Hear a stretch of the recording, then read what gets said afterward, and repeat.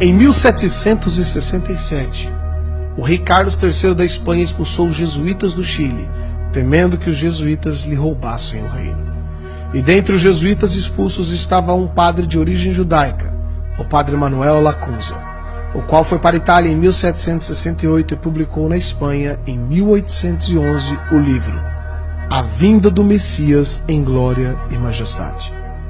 Anos mais tarde, em 1827, o ministro presbiteriano, o escocês Edward Irving, traduziu e publicou as ideias de Lacunza na língua inglesa. Após essa publicação, em 1830, Irving foi expulso do presbitério em Londres, tendo sido acusado de heresia e criando assim uma nova igreja, a Igreja Católica Apostólica Carismática. Irving tinha como membro de sua igreja Margaret MacDonald, uma jovem neófita de apenas 15 anos de idade, a qual, depois de tanto ouvir os discursos de Lacunza e de Irving, teve diversos sonhos, nos quais se diziam que Jesus voltaria em 2 vezes, depois haveria um milênio, e não haveria tribulação para o povo de Deus, como os cristãos atuais diziam. Irving havia se especializado em escatologia, a doutrina dos acontecimentos do fim do mundo, e se julgava conhecedor dos assuntos apocalípticos. Irving então juntou tudo isso e divulgou esses ensinos no jornal O Relógio Matutino.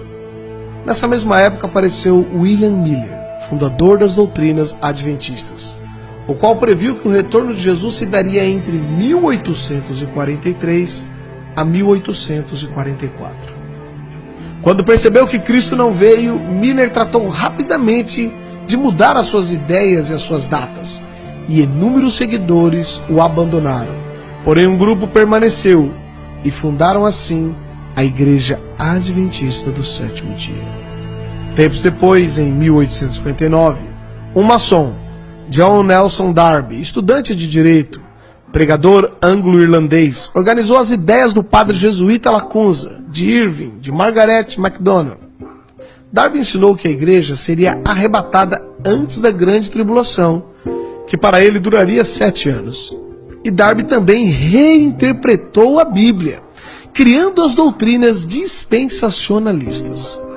Os ensinos de Darby foram amplamente disseminados ao redor do mundo quando um pseudo-advogado maçom norte-americano chamado Cyril Scofield publicou a Bíblia de Estudo Scofield. Segundo relatos da época, Scofield foi um advogado maçom, acusado de corrupção e que se entregou à bebida e, como consequência, separou-se de sua esposa e de seus filhos, abandonando-os. Tempos depois, se tornou membro da Igreja Congregacional e trabalhou com Moody. Scofield divulgou amplamente o sistema teológico desde Lacunza até Darby, o qual afirmava que o retorno de Jesus Cristo ocorreria antes da grande tribulação e, portanto, os cristãos não deveriam preocupar-se tanto assim. Após ter sido ordenado, Scofield casou-se novamente e passou a fazer conferências bíblicas e distribuindo na América cursos bíblicos por correspondência. Scofield imitou Charles Taze Russell, o fundador da seita Testemunhas de Jeová, o qual afirmava que Jesus voltaria de modo invisível em 1874, seguido por um outro retorno em 1914. Em 1909, Scofield publicou a primeira edição da Bíblia que leva o seu nome.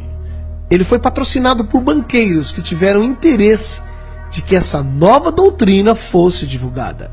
Entre eles estava Henry Drummond, um rico banqueiro inglês e envolvido com ocultismo e práticas de hipnose.